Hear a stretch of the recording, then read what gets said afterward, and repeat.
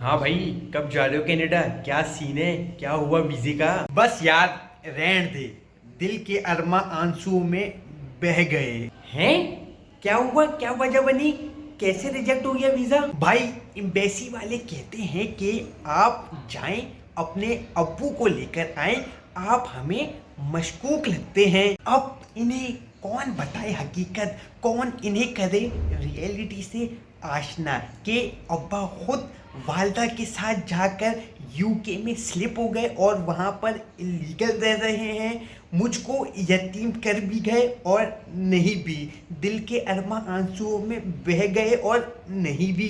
तो यही तो है ना, तुम्हारा तो साला पूरा का पूरा खानदान ही डिफॉल्टर है। अब्बा ने वो कांड कर दिया, दादा तुम्हारे शकुंतला आंटी के साथ भाग गए थे। तेरी तो शक्ल से ही फिटकार बरसती है। वैसे नो ऑफेंस, बुरा नहीं मानियो, मुझे 100% 100% यकीन था कि तेरा वीज़ा रिजेक्ट हो जाएगा। मुझे तो सबसे पहले इस पर हैरत हुई थी कि गवर्नमेंट ने तेरा पासपोर्ट कैसे बना दिया।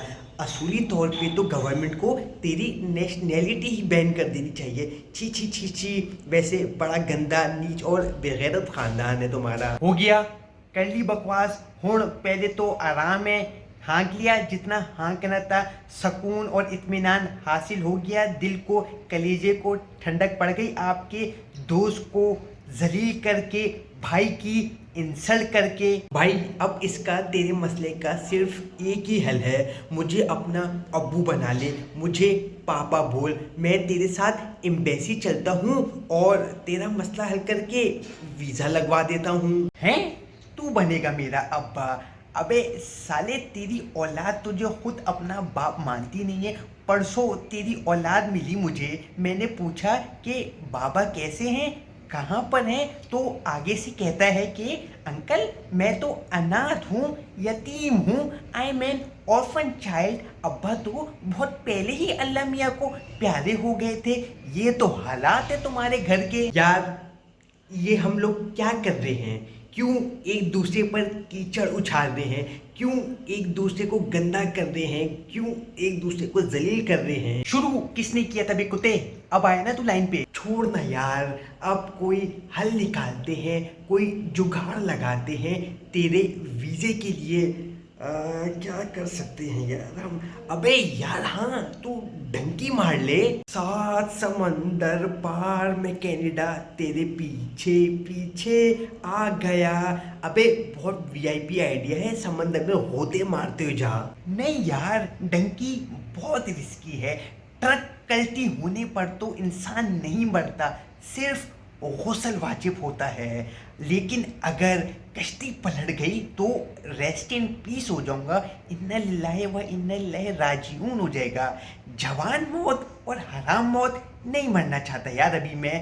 कोई और प्लान प्रपोज कर। फिर तेरा कोई रिश्तेदार, रिलेटिव, चाचा, मामू, फुप्पो, खाला, कोई तो करीब का दूर का रहता होगा ना कनाडा में। उनमें से किसी की बेटी से शादी कर ले, इससे तो सोने पे सुहागा हो जाएगा, तेरा जैकपॉट लग जाएगा, तुझे फौरन से नेशनैलिटी भी मिल जाएगी।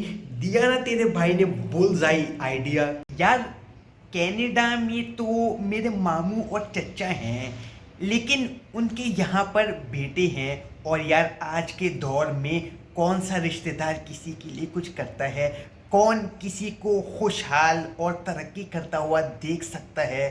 This is the sad reality of our society. यार, कह तो तू ठीक ही रहा है, आई एग्री विथ यू, क्योंकि ये चीज़ें ना मैंने खुद फेस की हैं। वो शायर ने क्या खूब कहा है कि दिल दरिया है और आंख समंदर। दिल दरिया है और आंख समंदर।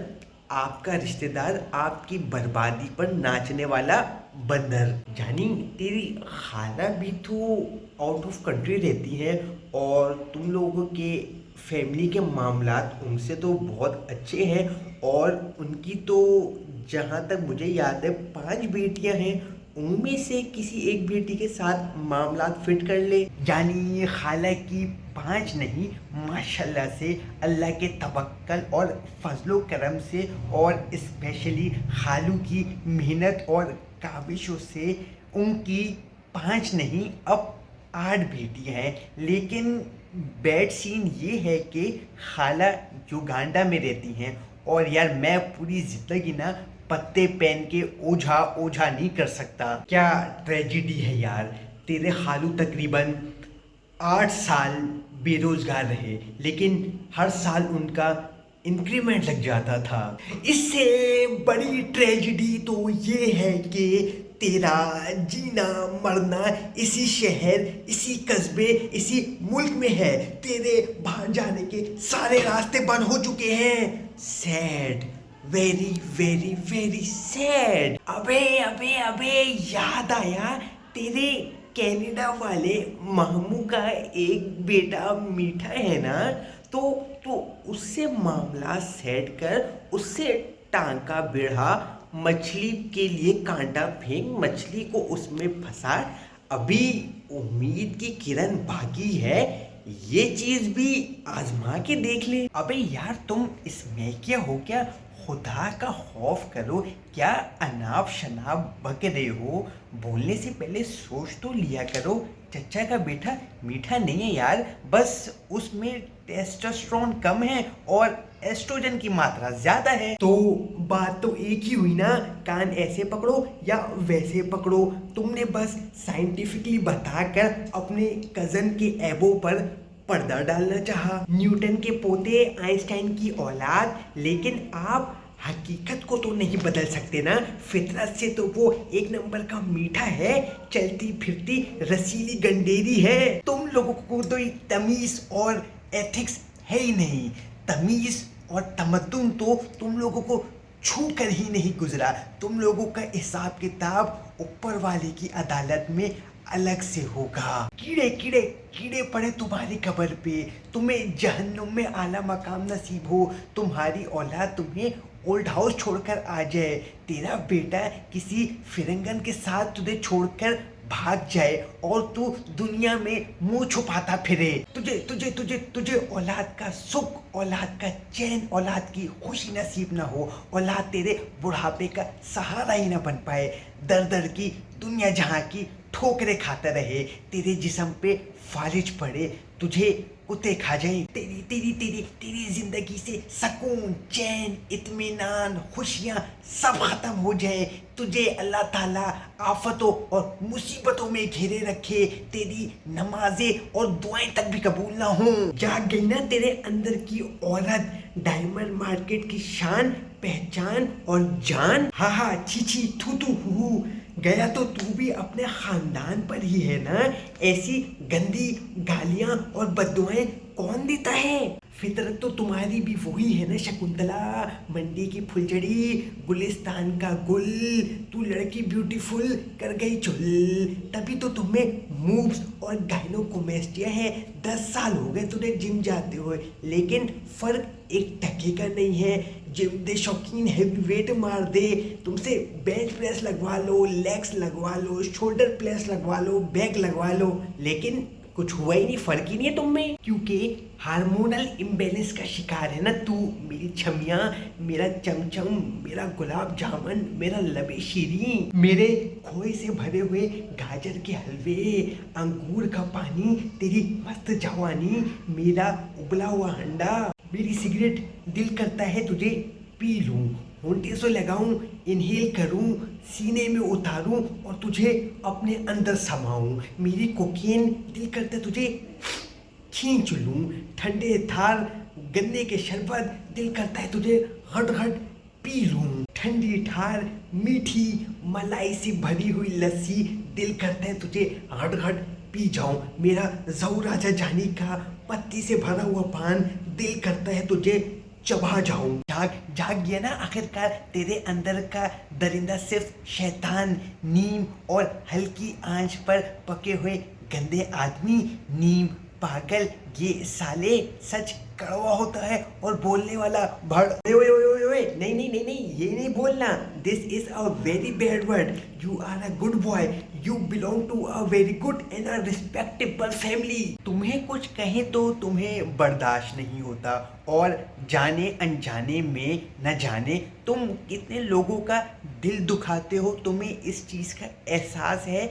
इकबाल की टांग में मसला है, तुमने उसका नाम लंगड़ी घोड़ी रखा हुआ है। आमिर बेचारे की आंख में मसला है, तो उसका नाम तुमने भेंगा और काने काने रखा हुआ है।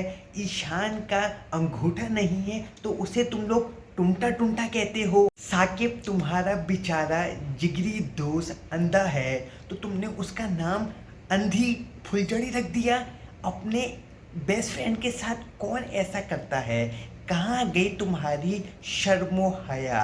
कहाँ गई तुम्हारी बेसिक सिविक एटिकेट्स? इंतकाल पाकर जमीन में दफन हो गए हैं। यार दोस्ती में तो ये सब चलता है। जब हम डॉक्टर को डॉक्टर बोल सकते हैं, ही फील्स प्राउड। इंजीनियर को इंजीनियर बोलते हैं, ही ऑल्सो फील्स प्राउड। यहाँ तक कि जब हम एक पॉडरी, नशई, चर्सी, इस मैकिया को पायलट कहते हैं, I think they also feels proud. So जब हम इन लोगों को इनकी अचीवमेंट, पैशन और प्रोफेशन के नाम से पुकारते हैं, तो इसमें कोई अजुम्बे ताज्जुब की बात तो नहीं होनी चाहिए। फर्स्ट ऑफ ऑल इनको बुरा नहीं लगता, और लगना भी नहीं चाहिए, आई थिंक सो। और अगर लगता भी है तो इसमें गलत क्या है? ये तो इनकी खुसूसियत, खासियत और फितरत है। इसमें कोई गुनाह नहीं है। अगर हम इसमें तस्वीर का दूसरा रो देखें, सो अगर हम इनको इनके ऐबों के नाम से जानते और पहचानते हैं, तो इसमें किस चीज़ की कबाहत है? आफ्टर ऑल ये भी एक अचीवमेंट ही है जो इनको खुदावंद ने दी है। इनको after all it's a gift from God to them. They all are God gifted, और इसमें कोई बुरी बात या गलत या कोई गुनाह थोड़ी है। आफ्टर ऑल हम तो ऊपर वाले की और खुदा की नेमत का बोलबाला करते हैं। अब किसी लंगड़े को तो स्टैंड बोल्ट नहीं बोल सकते ना। अबे यार तुम क्या चीज़ हो? किस ब्रीड से ताल्लुक है तुम्हारा? तुम्हें तो समझ ही नहीं आती। Shit man, you are pathetic. अपनी बकवास बंद कर लो। I am just done.